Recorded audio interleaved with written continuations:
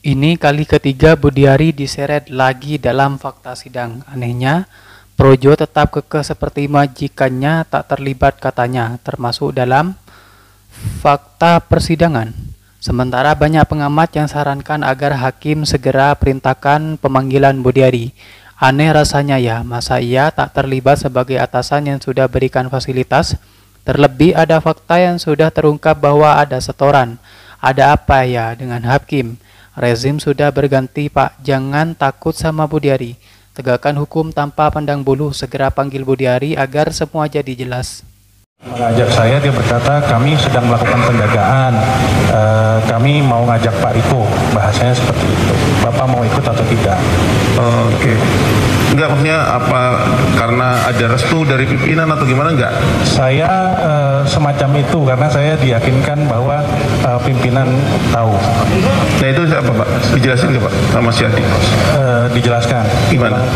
Ya, tenang aja Pak, pimpinan udah tahu, yang paling atas tahu. Oke. Pak Menteri Pak. Oke, itu Adi yang jelasin. Ya, Adi yang mengatakan begitu kepada saya. Ya, grup dengan Pak Dirjen. Dengan Pak Dirjen grup apa itu? Ada grup WhatsApp juga. Nah, itu kemudian ada arahan khusus juga dari Pak Menteri. Arahan khusus di mana atensi-atensi website judi online yang masuk langsung ke beliau itu bisa langsung bypass ke ketua tim tanpa melalui dirjen dan juga direktur. Jadi Menteri bisa perintahkan kamu langsung? Bisa langsung yang mulia. Tanpa melalui direktur dan dirjen? Betul, dan saya juga bisa langsung melaporkan hal tersebut ke Pak Menteri. Ini jadi saya rasa sangat jelas ya, tidak ada fakta hukum maupun fakta persidangan ya yang mengarah kepada Budiari Setiadi. Apakah perlu dari penegak hukum ini untuk memanggil Budiari untuk diperiksa begitu, Bang?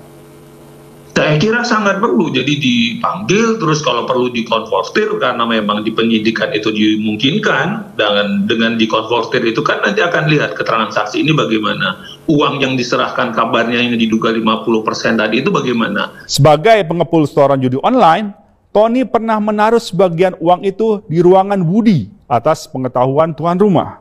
Telah cukup bukti bagi penegak hukum untuk menyapu bersih Budiari dan komplotannya.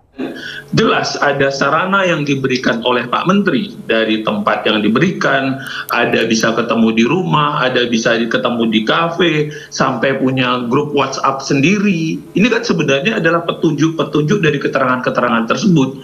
Berarti ada kerjasama atau ada keterlibatan gitu loh. Nggak mungkin pelaku pembantu itu tanpa ada pelaku intelektualnya gitu loh. Lihatlah polanya. Ada struktur yang menggerakkan, ada kolusi antara pegawai kementerian dan perusahaan judi, ada pula ancaman dan perlindungan dari aktor negara, serta kejadian berlangsung kontinu, bukan insidental. Kementerian Komunikasi dan Informatika, kini bernama Kementerian Komunikasi dan Digital, yang semestinya menjadi ujung tombak pemberantasan judi online, malah menjadi tameng operasi bisnis ilegal tersebut. Oleh karena itulah makanya kami juga sebetulnya posisi standby saja, Budiari posisi standby sebetulnya menunggu, siap saja menunggu dipanggil oleh jaksa di dalam perkara ini, dalam persidangan ini. Tuduhan bahwa pejabat kementerian tak hanya menerima setoran lewat anak buah mereka juga masuk akal. Pemberian langsung berupa uang, barang, properti, atau apapun dari bandar judi sangat mungkin terjadi. Mustahil pula jika uang setoran hanya mengalir kepada Menteri Komunikasi dan kaki tangannya.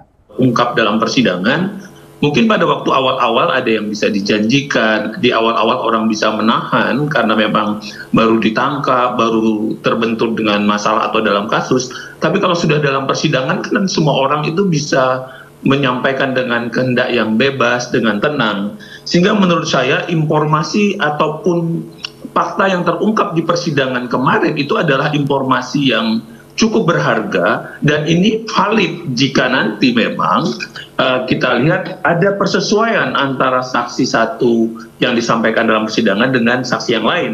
Materinya masih sama, bahwa itu berdasarkan omongan Adi Kismanto yang menjual-jual, membawa-bawa nama menteri untuk kepentingan mereka supaya bisa bermain ataupun mengamankan situs judi online di Kominfo. Jadi sama sekali pelaku intelektual itu kan harus dianggap sebagai orang yang menginisiatif timbulnya satu kejahatan.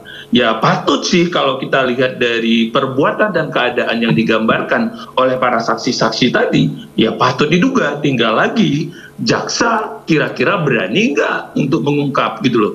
Ya kalau ini adalah demi kebenaran dan faktanya memang ada, ya saya kira harus diperiksa beliau, dalam hal ini Pak Budi Ari. Demikian. Pak Budi Ari pada saat itu menteri tidak mengetahui sama sekali apa yang mereka lakukan, tidak menerima apapun dari situs judi online maupun dari siapapun, termasuk dari orang-orang Kominfo ini.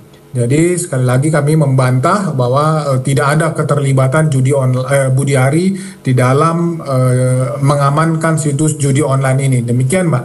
Perputaran uang judi online yang besar membuat aparat tak punya nyali memberantas laku durjana itu. Bukan cerita baru bahwa setoran dari pemilik bisnis judi kerap dipakai membiayai operasi politik ataupun kegiatan lembaga yang tak mungkin memakai dana resmi. Ini sekaligus menjelaskan penyebab ada pengusaha judi yang mendapat panggung dalam kegiatan resmi atau percaya diri tampil bersama pejabat.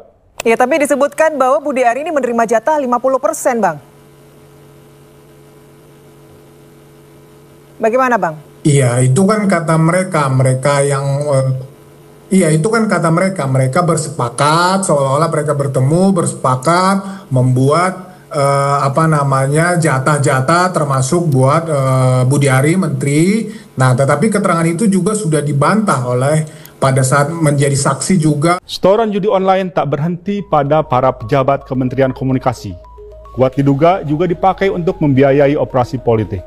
Selama Januari hingga Oktober 2024, ada 24.092 situs judi yang dilindungi orang-orang kementerian dan komplotannya agar tak diblokir. Imbalannya, perusahaan judi menyetorkan duit saban bulan kepada mereka. Salah satunya lewat Zulkarnain Apriliantoni alias Tony, kolega Budi Ari. Nama Budi Ari diseret lagi disebut tahu praktik backing judol Komdigi. Mantan Menteri Kominfo, kini Kementerian Komdigi, Budi Ari Setiadi, kembali disebut mengetahui praktik perlindungan situs judi online agar tidak terblokir oleh instansinya. Hal itu diungkapkan oleh pegawai Kementerian Kominfo Riko Rasota Rahmada saat diperiksa sebagai terdakwa kasus judi judol Komdigi di ruang utama Pengadilan Negeri Jakarta Selatan. Mulanya Jaksa Penuntut Umum Kejaksaan Negeri Jakarta Selatan bertanya kepada Riko tentang pernyataan apa yang disampaikan terdakwa Adi Kismanto saat merekrut dalam praktek backing situs judi online. Saat itu Riko merupakan ketua tim infrastruktur di Kementerian Kominfo, sedangkan Adi adalah tenaga ahli yang direkrut Budi Ari berdasarkan rekomendasi terdakwa Zulkarnain Apriliantoni alias Tony untuk memberantas situs judi online. Jaksa kembali bertanya apakah Adi sempat meyakinkan Riko dengan menyatakan bahwa ia mendapat restu pimpinan saat merekrutnya. Oleh karena itu, Riko sangat yakin kembali terlibat dalam praktik penjagaan situs judi online. Senada dengan Riko, terdakwa Samsul Arifin juga mengaku mendapatkan perkataan restu pimpinan saat Adi merekrut terlibat. Terlepas dari hal tersebut, Riko menyebut terjadi peningkatan pemblokiran situs judi online era Budi Ari usai merekrut Adi Kismanto di Kementerian Komdigi.